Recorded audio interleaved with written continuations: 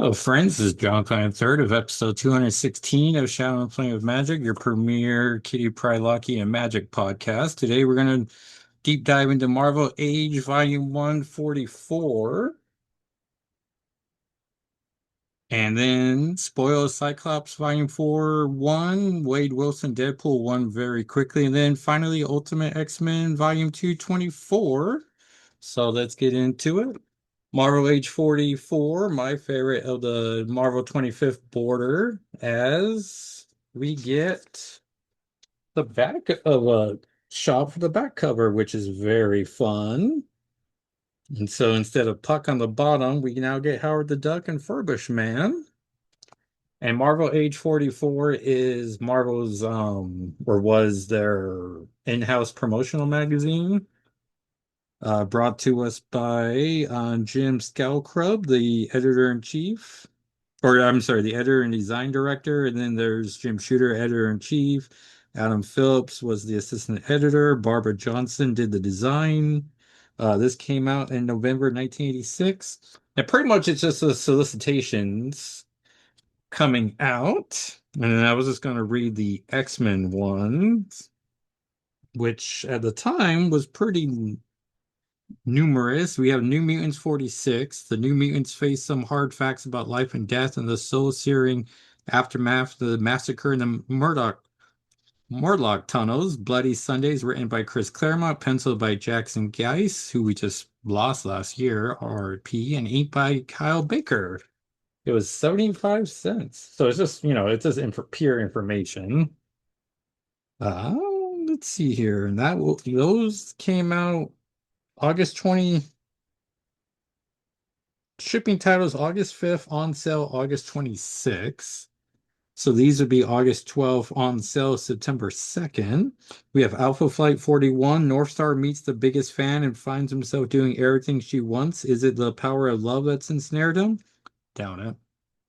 Or something far worse. Plus, a new member officially joins Alpha Flight. It's Not Easy Being Purple is written by Bill Mantlo and penciled by David Ross, 75 cents.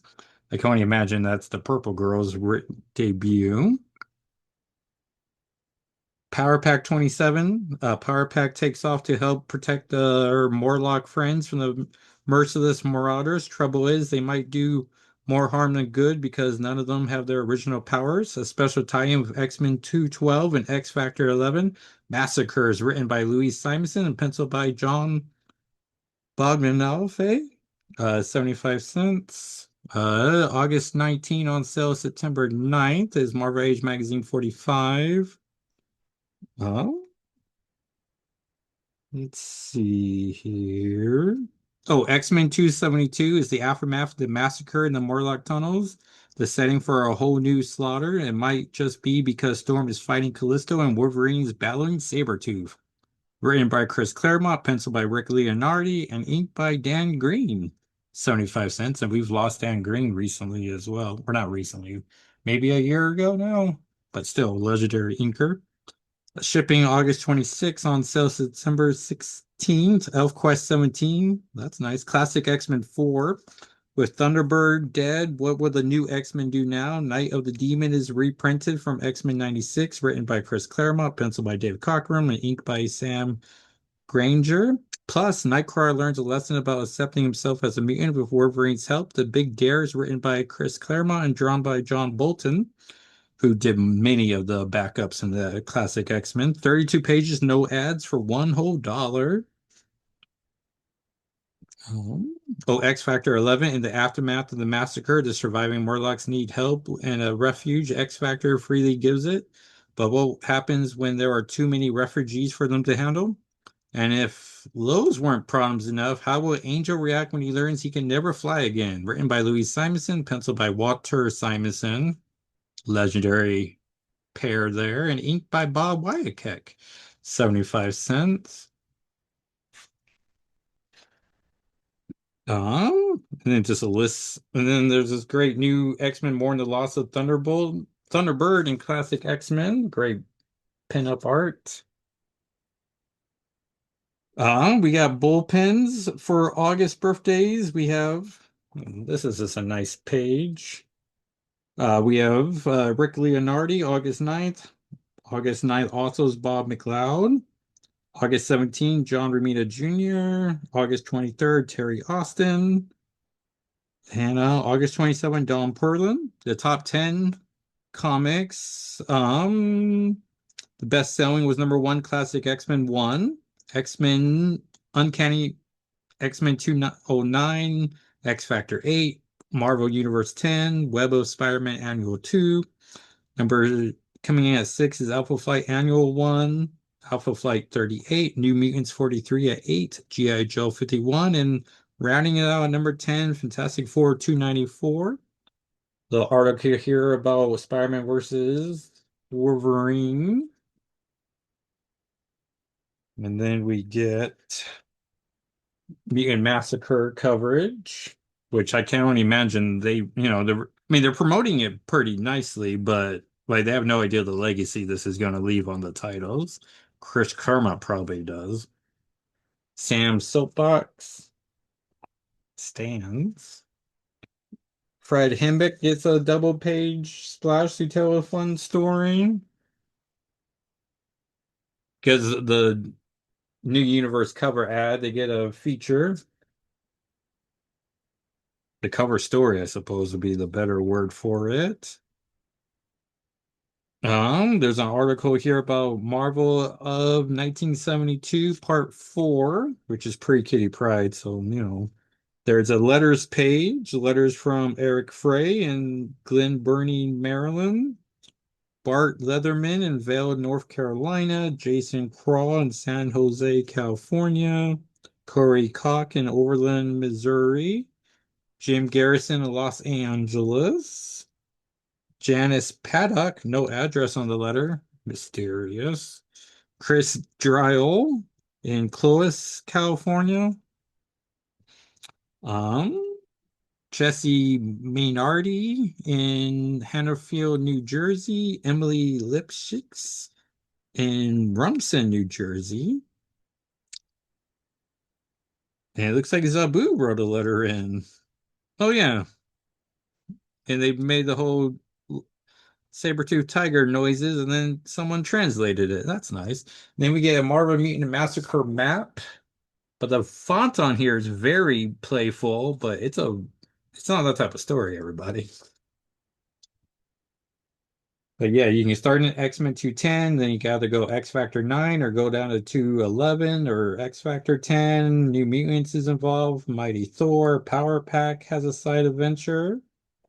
So yeah, that everyone's Marvel Age Volume 1 44. Pulled up for the still. Appreciate all of our YouTube friends who watch. All right. And then we have Cyclops Volume 4 1, spoilers for this week's comics.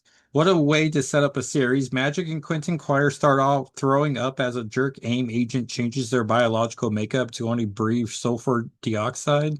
Cyclops comes in, optic blasts everyone, so we see how cool he is. I don't love that he chastises Magic and Quire, nor that he's looking for soldiers. That doesn't seem to be his relationship with Magic or Quire. He must be just hyper focused right now. I love so much Juggernaut barging into the room and wanting to make sure Magic's okay. They really are the best of buds. 70s Beast confronts Cyclops about his soldier remark. I like to think Ilyana and Scott had a chat off panel about as well as he was being overly performative. Cyclops gets a message and it's off to Nebraska. He's going to take a Quinjet, which I thought was a mistake, but pays off wonderfully later. Roxxon's changing Mr. Sinister's orphanage into a new data center. Dr. Robin Hanover reveals some information about Scott's first days here. He was protecting Alex so fiercely he bit a few guards. I love that we get some editor boxes, always handy. We get references to classic X-Men 41 and 42 to check out those orphanage stories. I thought Alex was adopted immediately, but it would make more sense he would have stayed here for a few days until the adoption was finalized. Scott leaves, giving Alex a call, which I appreciate that he would want to call his brother after this. We get another editor box referencing X Factor Volume 5, not 8. So that they haven't talked since then. We're reminded that Alex blew up the orphanage in Hellions 4. Meanwhile, Donald Pierce is creating new Reavers, but he has a new plan to make them more loyal and not as hateful, but still pretty hateful, so that's progress. Two Reavers see a Quinjet and immediately shoot it down, thinking they're going to take out some lame Avengers captive. Fun to see that get paid off so quickly. Instead, they get one of the most dangerous X-Men, Cyclops. I do like how Donald Pierce recognizes the danger they're all in. What they don't know is that Scott hit his head on the way down, classic Scott, so he doesn't have control over his optic blast. A mutant the Reavers were hunting finds Scott, so at least he isn't alone, and nor is she now. Since we're having editorial boxes, I wonder if we'll get a reference to X-Men Unlimited Volume 131, where Scott was blinded and has to use all the skills his fellow X-Men taught him. Kitty taught him some defense moves that are referenced in that issue. Wade Wilson, Deadpool 1. This is definitely a Deadpool comic. Starts with a mission with Hammerhead. Deadpool is living a blind owl again. Issue ends with Deadpool getting letters about immediate situations, a purple car hitting a taxi, a man is dancing. The final letters informing him that the F train's about to be attacked by clowns and 271 people die unless Deadpool does something. I think I'm going to put this on the list of check for character appearances, but if you're Deadpool inclined, you probably like it. Then Ultimate X-Men Volume 2 24, the final issue. Such an interesting final issue. Lots of story concepts are introduced and none are concluded. Um, and I do have to admit that on Blue Sky, I got into a nice back and forth with or discussion, I guess would be the thing with Zach Davison, the script translator, and he wrote on there to state that this was always Peach Mobico's plan. She was always going to end it on issue 24. And, just sometimes stories don't end in a nice bowl. So that was very nice of him. So I was wrong about thinking it was a meta commentary about how sometimes a crossover ruins a book. But they do talk about, oh yeah. But just so, but yeah, pretty nice exchange. And then you can read along with it if you follow me on Blue Sky at Jacko SIII, which I should have mentioned how Marvel Age. I'll be having videos on TikTok and YouTube, also at Jacko SII. So you can follow along there. Um, but yeah, so the issue has Maystorm's having nightmares. She wants to know what happened to Armor. We meet Miss Y, who appears to be from the Peach Mobile Drawing a Pretty Lady class of characters and not the grotesque ones.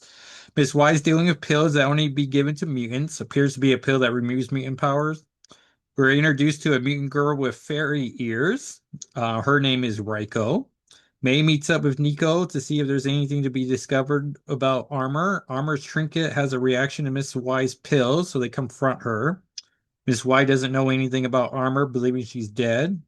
Morocco Armano, the main focus of the previous issue, appears, nothing like his cliffhanger final appearance. They are determined to find Armor. Issue ends with Maystorm laying down flowers and being surprised by a text message.